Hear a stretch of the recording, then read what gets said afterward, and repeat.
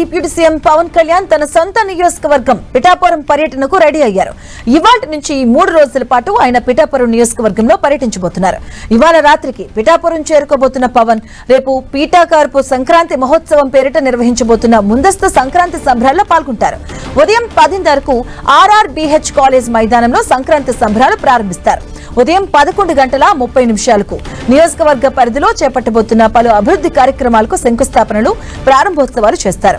అనంతరం సంక్రాంతి మహోత్సవంలో పాల్గొని సాంస్కృతిక కార్యక్రమాలు, స్టాల్స్ ను తిలకిస్తారు. రేపు సాయంత్రం పిఠాపురం మున్సిపాలిటీ పరిధిలో ఇటీవల ముంపునకు గురైన ఇందిరానగర్ కాలనీ, అలాగే రైల్వే స్టేషన్ సమీపంలోని మోహన్ నగర్ లో పర్యటిస్తారు పవన్.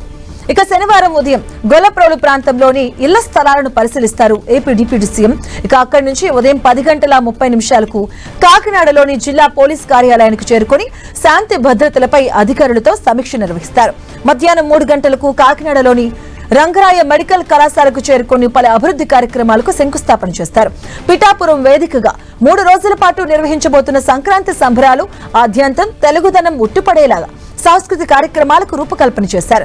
మొదటి రోజు సంక్రాంతి పేరు చెప్పగానే గుర్తుకు వచ్చే హరిదాసుల కీర్తనలు, గంగరెద్దుల ఆటలు, జానపద గీతాలాపనలు, ఇక వీరనాట్యాలు, ఉరుముల నృత్యాలు, అలాగే తప్పెటి గుళ్ళు, గరుగు నృత్యాలు, లంబాడా నృత్యం, డప్పులు, గిరిజన సాంప్రదాయ నృత్య రీతి అయినటువంటి దింస, అలాగే కూచిపూడి, భరతనాట్యం తదితర శాస్త్రీయ నాట్య ప్రదర్శనలు, కోలాటాలు ఏర్పాటు చేశారు.